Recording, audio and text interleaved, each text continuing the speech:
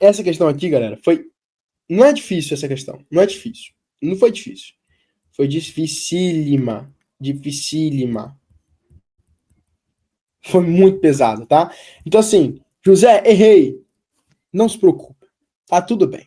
Tá tudo bem. Não é isso que vai te reprovar, tá? Fique tranquilo. Se você acertou todas até agora, errou essa, não é isso que vai tirar a sua vaga. Relaxa, porque a TRI é uma bosta. Muito alta a TRI dela, tá? Não valorizaria muito sua nota. Beleza? Mas a gente tem que aprender para tentar gabaritar a prova de linguagem, né? Vamos lá? Então, ó. Laocante, olha sobre tela. Eu, Greco. Show. Olha só. Vamos ler o texto 2? Essa impressionante obra apresenta o sacerdote Laoconte sendo punido pelos deuses por tentar alertar os troianos da ameaça do cavalo de Troia, que escondia um grupo de soldados gregos. Enviados pelos deuses, serpentes marinhas são vistas matando Laoconte e seus 2 filhos como forma de punição. Tá? Beleza. Produzido no início do século XVII, a obra maneirista distingue-se pela... Quando ele fala século, é para você se situar no que está acontecendo. Nesse século, a gente tem ali o Renascimento, tá? A gente tem ali o Renascimento. E depois do Renascimento, a gente vai ter o Barroco, tá? O maneirismo, que é o que ele está tratando aqui, o maneirismo... Olha só, quando a gente fala de maneirismo, que é o que essa questão está abordando, ele é uma literatura de transição entre o Renascimento e o Barroco. Tá? Então, o que a gente precisa saber nessa questão? A gente precisa saber o que é o Renascimento? Sim. A gente precisa saber o que é o Barroco? Sim. A gente precisa saber o que é o maneirismo? Não. Muito específico. Mas você conhecendo o Renascimento, você consegue saber exatamente o que distingue o maneirismo do Renascimento. Tá? Então, olha só. Gente, quais são as características do Renascimento? O Renascimento, passando aqui, Renascimento. O Renascimento, ele tinha as principais características que são o seguinte. Olha só. Quando a gente pega, por exemplo, e representa fielmente o retrato do homem ou da mulher, isso é uma característica do Renascimento. Tá? Então, por exemplo, no Renascimento, quando você tem lá as esculturas, né, que valorizam o homem, você vai ver ali a representação muito estereotipada do homem. Então, por exemplo, vai ter uma pintura, né, com um homem aqui, aí, sei lá, tem um homem aqui numa escultura, aí o homem ele é representado, galera, muito fielmente, tá? Muito fielmente. Então, ó.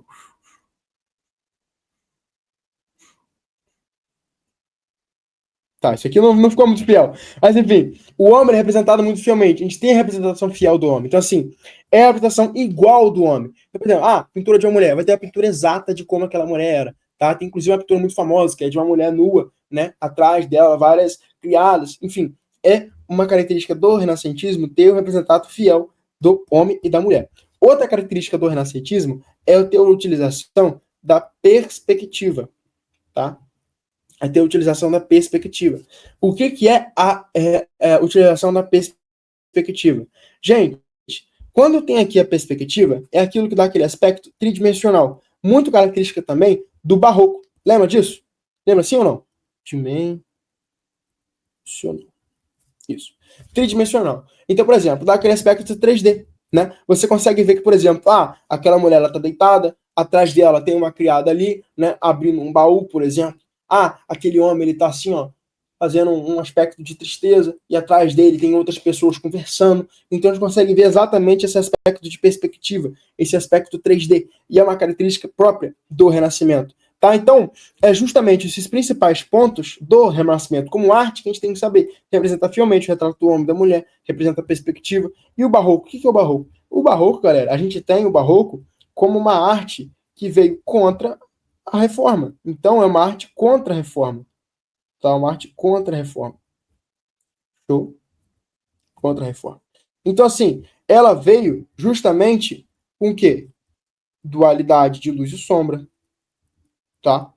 Dualidade de luz e sombra. Então, representava muito a característica, por exemplo, da luz, da sombra. A gente consegue ver muito bem como que tá a luz daquele personagem, como que tá a sombra daquele personagem. A gente tem o quê? A gente tem a representação dramática, tá? Tem representação dramática dos personagens. Então, por exemplo, quando a gente tem aquela obra lá de Tomé, né? O Tomé botando o dedo na barriga de Jesus, né? Vai ficar muito feio isso aqui, tá, gente? Mas é só pra gente poder avançar rápido. Ó, a gente tem aqui, ó, o Tomé aqui, ó, pedindo para botar a mão na barriga de Jesus. Beleza? Isso aqui é uma representação dramática. E a gente tem a representação real, que, pô, tem um jogo de luz e sombra, né? Então, tudo isso é característica do Barroco. Né? O Barroco ele veio contra ali o movimento protestante, né, para resgatar a influência da Igreja Católica e falar assim, pô, vou ter que fazer a galera voltar para a Igreja Católica. Também reafirmar, né, a autoridade papal, enfim, todos esses elementos. Tá? Então, a gente tem que saber que o maneirismo é a transição disso tudo. E também, sobre o maneirismo, é muito interessante que a gente saiba o quê? O maneirismo, além de ser um movimento de transição, ele vem com a ideia de romper a concepção de beleza. Da beleza renascentista, tá? Da representação fiel do homem. Então, assim, cara, o que é o belo? E rompe com isso. Então, ele tende a representar o homem com exagero. Tende a representar o homem com sofisticação. Como assim? Cara, não sei se você conhece a vanguarda europeia chamada expressionismo. Expressionismo é aquela vanguarda europeia que vem daquela obra lá, né? Aquela obra muito conhecida, O Grito. É que você tem a representação daquele fantasma, né? Daquele fantasma que ele tá, ó, gritando. Sabe aquela obra lá, o Grito? Então, isso é a marca do expressionismo. O que é o expressionismo? Expressionismo é uma representação não fiel, é uma representação um pouco deformada, tá? Um pouco deformada, que tenta transmitir algum tipo de sensação pra gente. Então, por exemplo, a obra O Grito transmite uma sensação de terror, transmite ali uma sensação de medo, tá? Então, ó, o expressionismo, galera, muitos artistas dizem que o expressionismo ele veio como influência do próprio maneirismo. Show? E aí, com o expressionismo, já embarcando lá nesse barco, a gente tem também o dadaísmo. O que é o dadaísmo? É outra vanguarda europeia. O dadaísmo, ele já dialogava muito, né, com o Marcel Duchamp, né, com o Duchamp. Quem é Duchamp? Duchamp é o principal exemplo do dadaísmo. O que o dadaísmo fala? O dadaísmo fala muito do ready-made. O que é ready-made? Você está falando palavra aí, eu não estou entendendo nada, cara. Me explica. Gente, ready-made é basicamente você pegar um objeto do cotidiano e falar assim, pô, esse objeto, ele é uma arte. Então, ó, isso aqui agora é arte. Então, por exemplo, eu pego esse relógio, tá? Pego essa creatina, é uma creatina que marca o tempo. Beleza? É uma creatina que marca o tempo. Então, isso é arte. Isso aqui é arte. E essa arte tem uma função. Qual é a função dela? Questionar o que é arte. Então, o dadaísmo é até conhecido por alguns como anti-arte, né? Mas só que o dadaísmo, ele vem com aquele de tipo assim, ó, o que é arte? Por que arte é só escultura? Fala pra mim, por que arte é só escultura? Então, a gente tira esses objetos do cotidiano e faz o quê? Uma mudança de função. Uma mudança de função. Ou seja, muda a funcionalidade.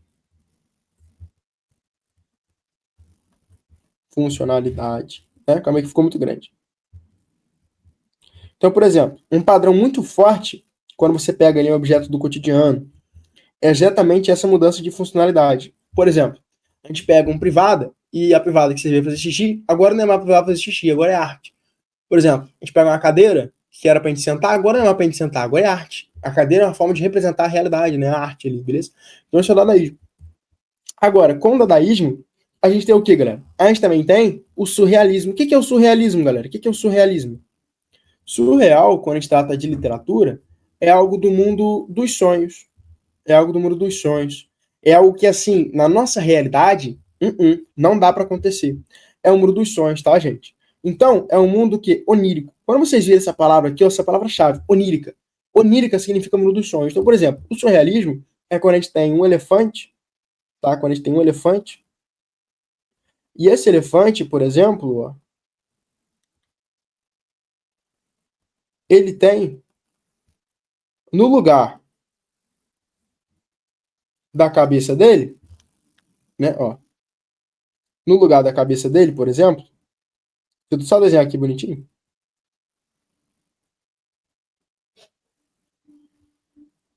Ó, no lugar da cabeça dele, tu tem sei lá, uma bola. Ó. Isso aqui tem como acontecer na realidade? Um elefante com a cabeça de bola? Não tem, pô. Então isso aqui é o quê? É um surrealismo. É algo do mundo dos sonhos. Por exemplo, você tem um relógio derretendo. Isso é surrealismo. Não tem como acontecer na realidade, galera. É impossível acontecer na realidade. Tá? Então, o surrealismo é quando você vê surreal na prova do Enem, surreal ele tem que dizer algo que é impossível de acontecer na realidade. Isso é algo ilógico. Por exemplo, um relógio derretendo, um elefante com a cabeça de bola. Mas o que é real? Cara, real tudo é real, né? Bom, essa garrafa é real. A garrafa aqui também é real. Beleza? Eu só tô revisando, galera, alguns conceitos que a gente vai precisar usar para matar nessa página, tá? No surrealismo, já vimos o expressionismo, dadaísmo, surrealismo, agora a gente vai para o cubismo. Cubismo, cujo principal representante é o nosso querido, queridíssimo, quem? Pablito. Pablito quem, José? Pablito Picasso.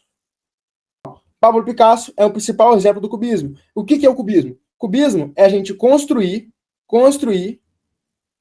a arte, a arte com formas geométricas. Tá?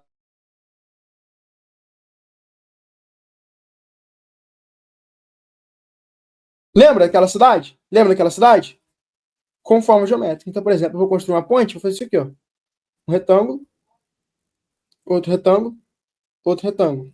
Vou fazer uma árvore, vou fazer isso aqui, ó. Vou fazer uma árvore, um retângulo, uma bola. Aí eu vou fazer uma pessoa, vou fazer o quê? Vou fazer aqui um círculo, que é constituído por um triângulo, um quadrado, por exemplo. Aqui outro triângulo, né? Aqui o pescoço é um triângulo também. Aí aqui um retângulo. Aí aqui outro retângulo, retângulo. Então, o cubismo, não vou fazer exatamente igual, né? Mas ele ia representar a arte com formas geométricas. E geralmente, galera, ele representa isso de forma complexa. Que não é simples, né? Não é algo simples. Tem vários elementos. Tem uma complexidade ali. Beleza? Então, olha só. Gente, ó. Expressionismo, dadaísmo, surrealismo, cubismo. Falta um ainda, né? Impressionismo. Tá? Um impressionismo. O impressionismo não é bem uma vanguarda, né? Não é bem uma vanguarda. Futurismo. Isso aí, galera. O impressionismo não é bem uma vanguarda, mas é bom te revisar. O que é o impressionismo? O impressionismo é aquela arte que ela quer te dar a impressão do cotidiano. Então, por exemplo, ele vai fazer realmente a representação, principalmente da natureza, por forma de quê? Pinceladas.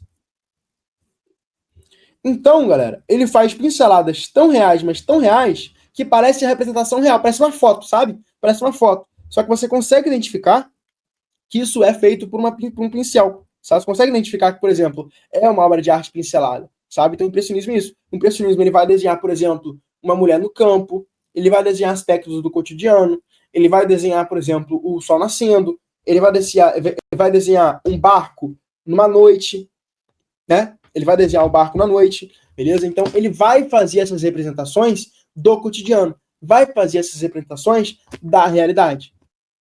Tudo bem? Beleza. Agora, vamos lá. Futurismo. Agora, o futurismo. O que é o futurismo? O futurismo é mais legal, galera. Futurismo, ele associa pra gente a velocidade. Ele gosta muito das coisas velozes, né? Então, por exemplo, o futurismo, ele não vai desenhar um carro. Ele não vai desenhar o carro. Não vai desenhar o carro. O que ele quer fazer? Ele vai representar a ideia de ser um carro. Beleza? Então, ele vai representar a ideia de ser um carro. Então, olha só, por exemplo, em vez de desenhar um carrinho no futurismo, ó, um carrinho normal, ele não vai desenhar um carrinho normal. Ele vai representar a ideia de estar no carro. Então, ó, já que é isso aí mesmo. É isso aí mesmo. É assim que eles fazem. Eles representam a ideia de estar no carro. Então, ó, velocidade. O que mais que o futurismo defende? O futurismo defende a guerra, tá? A guerra. A guerra como o quê? Ele defende a guerra como a higiene do mundo. Higiene do mundo. Inclusive, o futurismo foi o que gerou os movimentos fascistas, né? Na Itália, com Mussolini. Beleza? Então, olha só. O futurismo, ele não é muito legal. Tá? Ele é algo que é contra o conservador, ele defende que há uma raça suprema, que a gente tem que fazer a higiene do mundo, que a guerra é uma forma disso, né? Então, assim, não é uma vanguarda legal. Não é uma vanguarda legal. Então, ele defende a guerra, a velocidade, a guerra como higiene do mundo, tá? Então, é bem complexo, é bem difícil, tá? Mas o futurismo é basicamente isso. Então, é muito simples. É basicamente isso esses lugares, tá, galera? Então, ó, representação de tudo do geralzão. Maneirismo, ele tem uma transição entre romper a concepção de beleza, exagero, sofisticação, é uma transição entre renascimento e barroco, tá? Perspectiva. E também, ó, olha só, representa também o corpo nu. Corpo nu. A nudez. Por exemplo, se você for ver a obra de Michelangelo, a escultura de Michelangelo tá peladão lá, né? Peladão. Tá? Expressionismo, Álvaro Guito, ele representa aqui, ó, uma deformação da figura humana, ele valoriza muito as sensações, tá? Dadaísmo, do Champ, Ready-Made, objeto do cotidiano, muda a funcionalidade. Surrealismo, vem dos sonhos, é um caráter onírico, certo? Você pensa no elefante com bola de futebol, então tudo isso aí, tá? O cubismo, forma geométrica, uma arte complexa, enfim. Olha só. Agora, quando tu olha para essa obra, já sabendo que é uma obra maneirista, que originou o expressionismo, tu consegue ver traços parecidos com O Grito? Parece um pouco, né? Ó, a gente tem uma deformação um pouco aqui, aumentando demais a perna do homem, né? Ó a panturrilha desse cara, a perna dele tá meio torta, então tem a deformação. A gente, galera, no maneirismo, nessa obra aqui específica, a gente faz essa deformação do homem mais alongado para justamente representar um caráter serpentílico, né? De uma serpente, beleza? Então aqui ó, a gente tem uma serpente, beleza? Aqui a gente tem várias serpentes, a gente tem uma representação, ó, do olho dele, um pouco, ó, caraca, vazio. Tem uma deformação um pouco aqui do popô desse homem, né? Do peito desse homem também que tá meio estranho, esse cara aqui. Beleza? Ó, tem duas caras aqui, né? Ou seja, tem uma deformação, tem perspectiva aqui também, né? Tem perspectiva, olha só. A gente tem um aspecto 3D, então a gente consegue ver que tem um 3D, que tem figuras lá atrás, a gente consegue ver que eles estão mais ou menos no meio, então tem uma perspectiva, beleza? Então vamos lá, vamos ver o que essa obra maneirista se distingue no século XVII. Faltou um pouco de distingue-se do que, né? Mas beleza. Olha só, distingue-se pela nudez masculina? Não, o renascentismo falava disso. Distorção representar a figura humana? Sim, porque o renascentismo não distorcia a figura humana, muito pelo contrário. Ele representava a figura humana de forma completamente real, exatamente como ela é. Depois você pesquisa aí, obra renascentista, por exemplo, a Mona Lisa, como falarei, Mona Lisa é renascentismo, é justamente representando a figura humana como ela é. Agora, evocação de um fato da cultura clássica grega. Cara, o renascentismo fazia muito isso, então não é isso que se distingue do maneirismo, tá? Você pode ver pelas esculturas de Michelangelo. Presença do tema da morte como punição na família.